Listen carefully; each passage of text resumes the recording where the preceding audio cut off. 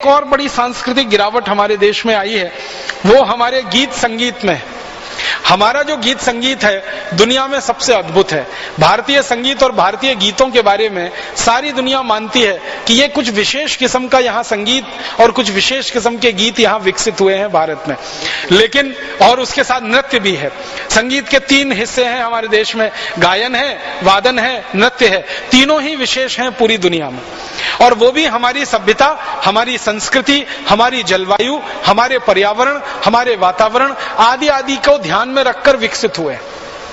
अगर आप भारतीय नृत्यों के बारे में बात करें तो पहाड़ के जो क्षेत्र हैं इस देश के, वहां पर होने वाले नृत्य और मैदान के जो क्षेत्र हैं वहां पर होने वाले नृत्यों में जमीन आसमान का अंतर आपको मिलेगा। एक उदाहरण से समझाता हूं। हम मणिपुर जाएं तो मणिपुरी नृत्य हम देखेंगे। मणिपुरी नृत्य में पद संचालन जो होता है, पांव का संचालन जो होता है, वो बहुत धीरे धीरे धीरे धीरे स्लो मूवमेंट में है।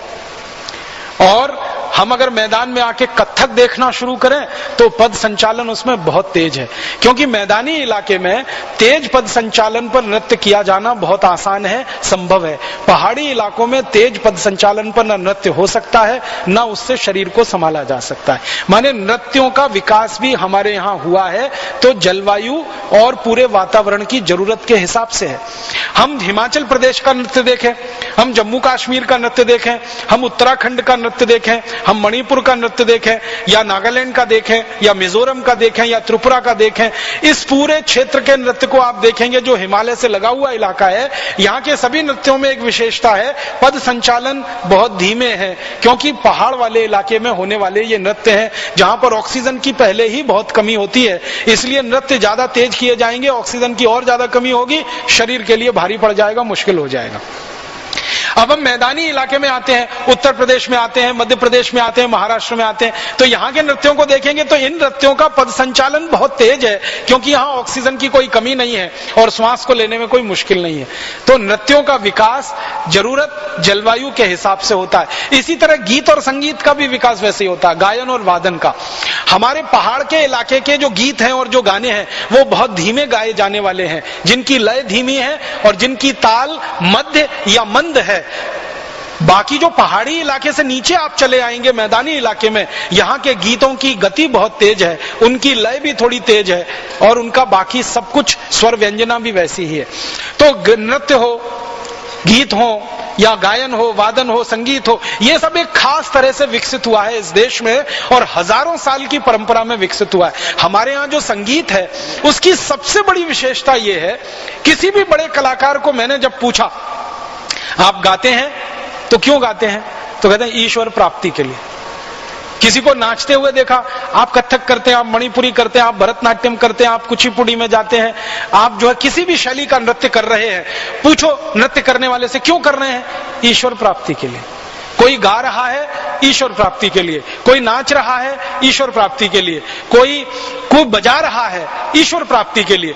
बहुत बड़े संगीतकारों को जो वादन में इस देश में निपुण हैं, प्रवीण हैं, बांसुरी वादक हैं, वायलिन वादक हैं, सितार वादक हैं, सरोद वादक हैं, कई बार मैंने उनको पूछा तो एक ही उत्तर देते ईश्वर प्राप्ति के लिए। मतलब गीत और संगीत हमारे यहाँ ईश्वर प्राप्ति का अभिन्न अंग है, भगवान को प्राप्त करने का अभिन्न अंग है, माने मोक्ष की तरफ ले जाने वाला सबसे अच्छा रास्ता माना जाता है। ये हमारे संगीत का आधार है। अब हमारे यहाँ पश्चिम का अंधानुकरण हुआ और पश्चिम के अंधानुकरण में, खासकर यूरोप और अमेरिका के अंधानुकरण में, हमारे गीत और संगीत की सारी हालत खराब हो गई। ना हमारा सुर बचा, ना लय बची है और ना ताल बचा है। और ऐसे ऐसे गीत हमारे देश में घुस गए जिनको गाना तो छोड़ दीजिए, जिनके शब्दों का उच्चारण करने में शर्म आती है। हमारे देश में ये फिल्में बनाने वाले जो फिल्मकार हैं, भगवान इनका जितनी जल्दी भला करे उतना अच्छा है। इन्होंने ऐसा सत्यानाश किया है भारतीय गीत संगीत और नृत्य का, पश्चिमी की धुनें चुराते हैं, अमेरिका और यूरोप के गानों की धुनें चुराते हैं और हिंदी शब्द देकर उनको गड़बड़ झाला बनाकर पेश कर देते हैं और एक ऐसा शब्द उसका इस्तेमाल करते हैं, ये फ्यूजन है। माने पश्चिम के गानों की धुन और भारत के भाषा के शब्द ये जोड़ तोड़ के, अब उसमें ना भारत बचता है ना यूरोप बचता है, वो अधकचरा हो जाता है। ना हम विदेशी हो पाते हैं ना स्वदेशी रह पाते हैं, बीच के हो जाते हैं। इतने रद्दी रद्दी गाने, रैप म्यूजिक, पॉप म्यूजिक, फिर ये फ्यूजन म्यूजिक, और ऐसा म्यूजिक जो ना आपके समझ में ना आए ना मेरे समझ में आए, बस कान में लगाए उसको सिर हिलाते रहते, कुछ पता ही नहीं चलता, पल्ले ही नहीं पड़ता। हमारे देश में बड़ी बड़ी दीवानगी है पश्चिम के कलाकारों के प्रति। एक थोड़े दिन पहले अमेरिका का कलाकार स्वर्गवासी हो गया, भगवान उसकी आत्मा को शांति दे, माइकल जैक्सन। अब उसके गाने हिंदुस्तान में लोग सुनते हैं, समझ में नहीं आता क्या गा रहा है। फिर उसका डांस भी देखते हैं, वो भी समझ में नहीं आता क्या कर रहा है। कभी कभी तो लगता है कि सर्कस की एक्सरसाइज उसके डांस से अच्छी है, लेकिन लोग पागल हैं, परेशान हैं, दीवाने हैं। वो संगीत भी समझ में नहीं आता, क्योंकि वो उनका संगीत है, उनकी जरूरत के हिसाब से उन्होंने बनाया और विकसित किया है। हमारा संगीत हमको समझ में आएगा, उनका उनको। लेकिन ये अंधानुकरण इतना जबरदस्त है कि जो कम उम्र के युवा हैं ना, 15-16 साल से लेके 20-25 साल के, अगर उनमें से कोई युवा माइकल जैक्सन को देखता और सुनता नहीं है तो वो पिछड़ा माना जाता है। वो 18वीं सेंचुरी का है, और जो अगड़ा माना जाता है 21st सेंचुरी वाला, वो वही है जो माइकल जैक्सन को सुने, देखे और समझे, हालांकि पता कुछ भी न चले उसमें। तो ऐसी मूर्खतापूर्ण चीजें हमने हमारे संगीत में कर डाली है, नाश मार दिया है। इतने सुंदर सुंदर गीत इस देश में बने हैं, और बहुत सुंदर सुंदर गीत इस देश में चले हैं, और बहुत सुंदर सुंदर गीत लोगों के जहन में उतरे हुए हैं, वो सब भूल गए हैं। पश्चिम से आए हुए, अमेरिका यूरोप की नकल किए हुए गीतों को हमने जबरदस्ती गाना और दूसरों को बताना, ये हमारे देश में शुरू हो गया। मुझे सबसे ज्यादा दुख और अफसोस इस बात पे होता है कि भारत में संगीत जो है ना, हर एक काम में है। जीवन के हम जितने काम करते हैं, बिना संगीत के हम नहीं करते। हमारे घरों में बचपन से हमने देखा, और उच्च स्तर तक हर जगह संगीत दिखाई देता है, हर काम में, क्योंकि हम किसी काम को बोरियत नहीं मानते। हमारे यहाँ कोई भी काम बोरियत भरा नहीं है, क्योंकि हर काम में संगीत जुड़ा हुआ है। बच्चे का जन्म हो तो एक खास तरह का गीत, खास तरह का संगीत गाया जाता है, बजाया जाता है, सभी जातियों में, सभी समूहों में। बच्चों का विवाह हो, युवा हो जाए तो खास तरह के गीत गाए जाते हैं, खास तरह का संगीत बजाया जाता है। फिर इसी तरह से जीवन के कोई भी काम हम करें, जैसे हम खेत में गेहूं बो रहे हैं, धान बो रहे हैं, मक्की डाल रहे हैं, बाजरी डाल रहे हैं, तो मैंने गांव में देखा है माताओं को खास तरह के गीत गाते हुए वो खेतों में बुआई का काम करती है, और खास तरह के गीत गाते हुए कटाई की जाती है, खास तरह के गीत गाते हुए धान को घर में लाया जाता है, खास तरह के गीत गाते हुए उसको सहेजा जाता है, संवारा जाता है। माने हर काम हमारा गीत संगीत से जुड़ा हुआ है, और खास तरह का, विशिष्ट तरह का है।